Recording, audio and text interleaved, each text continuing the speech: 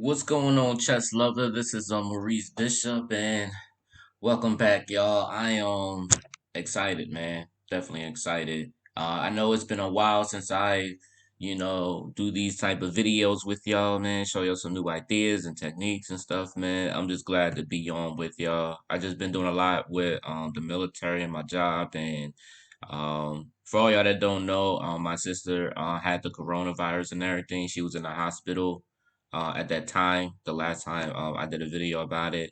But I never actually gave y'all an update. My sister's actually doing very well now. She's out the hospital, but she's still having to stay in the house, quarantine herself, making sure that, she don't give anybody else the infection and all that. So, but yeah, she's doing great. But without further ado, y'all, we're gonna get straight to this 3 minute game. Like I told y'all, man, I'm gonna be doing a lot more 3 minute games and everything. I actually played against FIDE Master, a very, very strong FIDE Master, ZuchBolt and everything. So whenever y'all get a chance to play a title player, I'll give y'all some certain techniques, all right? But in this game, I played as white. He played as black. I start off with E4. He plays E5, and I go knight F3. And he goes knight C6. I go D4. E catches D4 and bishop C4. For all y'all that don't know about this, this is the Scotch Gambit. This is stuff that I love to play. It's a very great opening. He goes bishop C5, and I castle. Normally, you'll have some people they'll play maybe knight F6 or D6, with a lot of options. And I see some people play D5, but I've never liked that move. Not saying I don't like the move, but I never liked the move for black because I just think D5 kind of is a losing move. That's just in my opinion. Maybe I'll do a video about that. But my opponent goes D6. That's where he goes. So I automatically goes knight G5. My opponent goes knight A6. Normally, most people will go knight E5. Most opponents that I play go knight E5. The whole point is, for instance, if my opponent goes knight E5 and bishop B3, then they may play A6. Now I never got this off a book or anything, but I also decided like, well, if I come back and everything, he gets bishop G4, and if I go knight H3, he can just take my knight and leave me exposed. So I kind of made this up myself. I never seen this in a book, but instead of like retreating back or whatever, just move forward. And that's pretty much me. That's what I do. I like to move forward. So even if he takes, I'll take his knight, and now I have a open F file. Now I'm hitting the F7 point. Um, the knight is not gonna be able to go in here because of this pawn right here, and black is not gonna wanna take this pawn because of, again, bishop captures F7, leaving the king exposed. So this is stuff that I came up with. All right, so which is probably why I mean I don't know if he was just doing this move because he know about the 95 line, but then again I can't really say that because I don't know anybody who ever played the move that I play. So, but that was just my idea for for my stuff, you know. But knight A6 is played. I automatically go queen H5. My opponent, he castles, and I go F4. And the whole point of F4 is to prevent the knight from getting to E5. And also, I want to put pressure on this king. And eventually, I want to be able to push pawn to F4 to F5. You know, a little negative thing about my stuff is I got to get these two developed, which is like my biggest thing.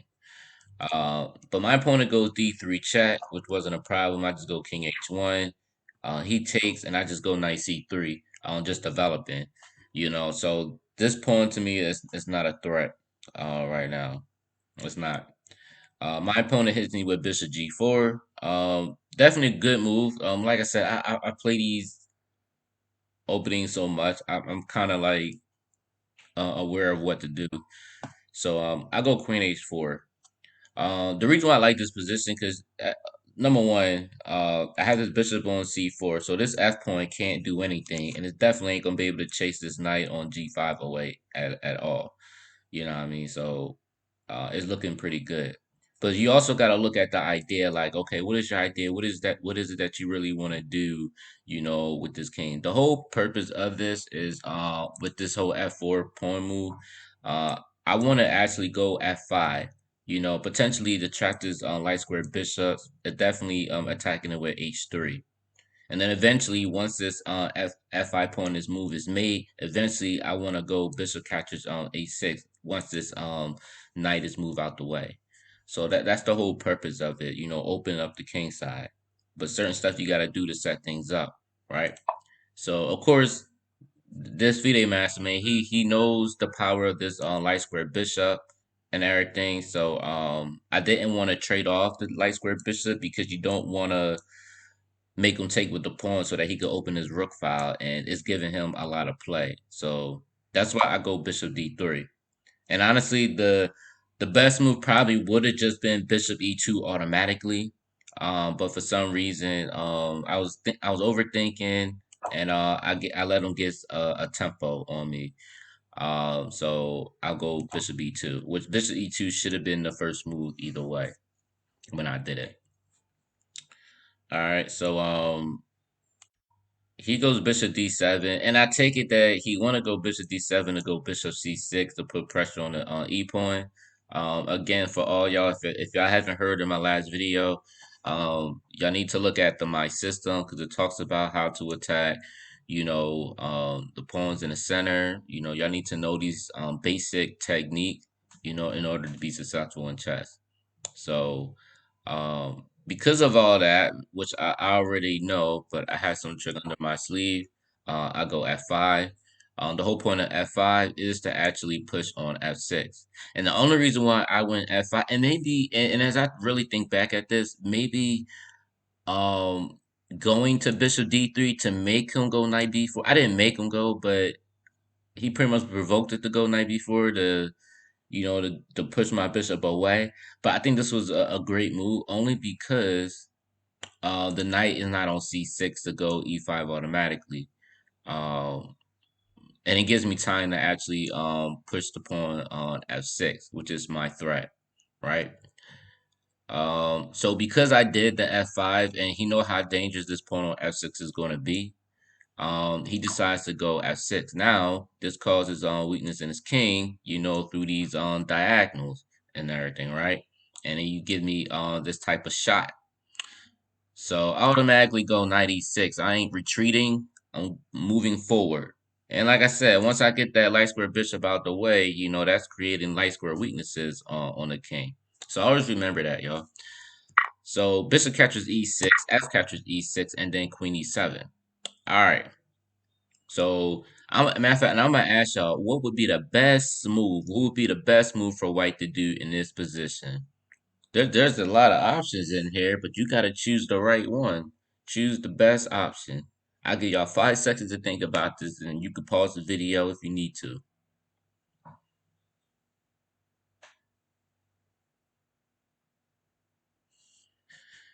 So I know a lot of y'all probably thought maybe bishop captures a6.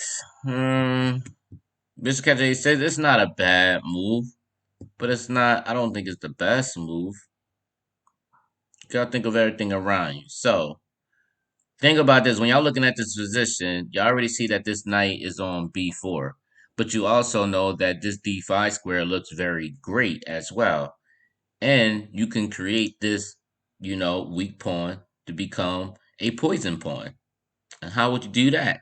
Well, you go a3. You want to push the knight out the way. Where is the knight going to go? All right. Obviously, the knight's not going to go a6 or whatever because it's really a bad square for him to begin with, right? So he goes knight c6. Then what do White do? We go bishop captures on a6. Even though I don't know, y'all. I kind of honestly in this, it really doesn't. To me, it doesn't really matter. I think bishop captures a6, or whether I did this move the first time or did knight d5, it really wouldn't matter.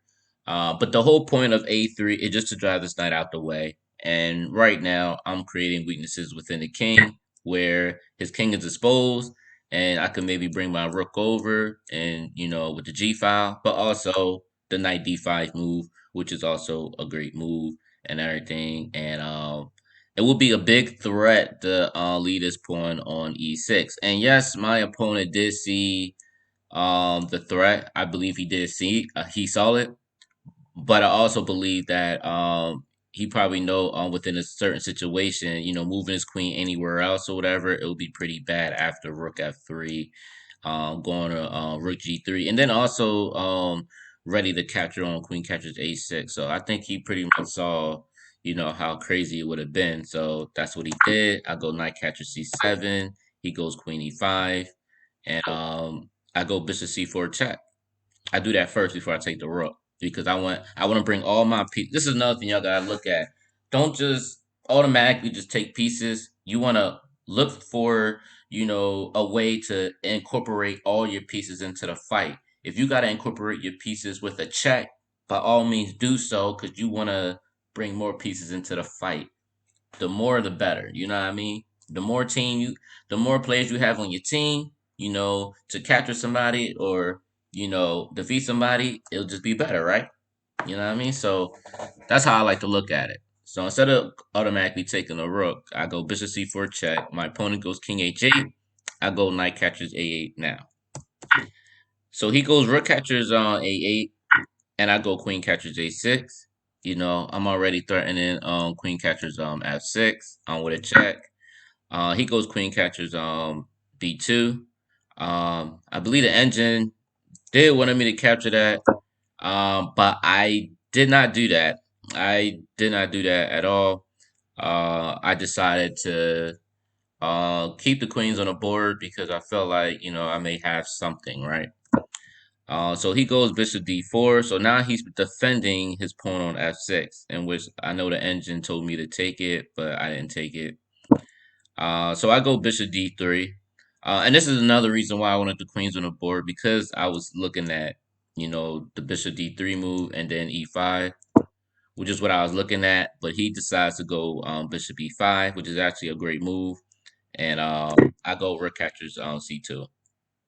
To be honest with you, y'all, I think instead of going bishop e5, I think his best move would have been actually. Oh nope, I see why he didn't go knight e5, because of queen captures f6. So yeah, so he did the right thing. He did he did the right move. So yeah, so that's why he did bishop e5. All right. So I go rook catches c2. He takes on my opponent a3, and I go bishop c4, trying to cover this diagonal. But it's more than just covering a diagonal. It's more so like, even if he tried to attack this pawn, I could protect it with bishop d5, and now this pawn ain't going nowhere. So queen a4, he's hitting my rook, so I had to double my rook up with rook fc1, and he goes knight d4. So now, y'all, uh, I want y'all to figure something out, but y'all probably gonna know because I think y'all could probably see the moves on the screen. I'll have to look back, but I'm gonna just tell y'all for this one and tell y'all my thinking in this. So let's go back. So when he did this move, right? When he gave me this double up the rook, and again, y'all, this really goes to what I've been saying all along in other videos. Y'all need to get the My System book because it's just certain techniques that he talks about, and once you understand these techniques, man, you're going to win games like crazy. You're going to win a lot more games. And before y'all, and I'm being honest with y'all, before I used to always say my system book is a boring book. It's basic. It's for amateurs. It's for la da da da da. I used to always say that a long time ago. But now I don't say that no more now, because it really explains the techniques and the maneuvers and the open files and everything, and doubling your rooks on the open file. He really breaks it down and explain it. And yes, man, I'm be blunt with y'all. My system book is a boring book, but you need to look at it as far as like the maneuver wise. Don't look at how they played in the opening and things like that. Just really look at how they maneuver their pieces and certain techniques. Read about it and just look at the position and get the technique. You know, the more y'all start learning that and everything, the stronger that you will be. You will play. And in this position, I managed to beat uh, my opponent, a FIDE master. So I go Rook FC1, and he goes Knight D4, and this is the power. This is the power of doubling your rook. So as y'all see, y'all, he's attacking my rook, on C2, and it just looks very nasty, right? So the move that I played, because I saw that my queen is already on A6, he has a weak back rank or whatever, which is why I go Bishop B3. So now it's like it doesn't matter what he does. So he can either take my bishop and I'll go Rook C8 and I'm already about to threaten me, or he can take with the queen or whatever. It'll still be the same move or whatever. But this Bishop B3 move automatically wins. Um, makes his back rank weak. Queen D7, which is where he goes, and then I hit him with Rook C7, and my opponent, he didn't resign, but it's his time wind up running out, which I believe he let his time run out because I guess he didn't want to get mated or whatever. But yeah, this is the move though. That Rook C7 that just killed him, and it's really nothing that he can really do, in this position. Um, Actually, maybe there was, and maybe didn't. Oh, maybe I didn't see that. Knight F5. Oh yeah, I did see that move. Knight F5. If he does it, I just take. It doesn't really matter what he does. Um, yeah. So right now the engine is just pretty much drawing out the game and whatever things like. That's really all he's doing. So he's gonna get mated. But yeah, that was the killer move, y'all. That was the killer move. That Bishop B3 move. But again, y'all, I hope y'all enjoyed this video. Hope y'all like it, share it, comment. Definitely if y'all have any other questions, about the opening, y'all know y'all can always hit me up. Y'all should already know a lot of my videos, man, a lot of y'all respond. I always reply back to y'all. So I have, y'all know that I respond pretty fast. Or half of the times, um, if y'all contact me late or whatever, I'll still hit you up the next morning, things like that. So I'm always replying to y'all. But all y'all, if y'all watching this, man, y'all like this video, y'all like the content, then hit the subscribe button, turn that notification on so y'all can see more of these games and techniques and everything. All right, and I will drop down the link to the my system book as well. All right, y'all. Peace.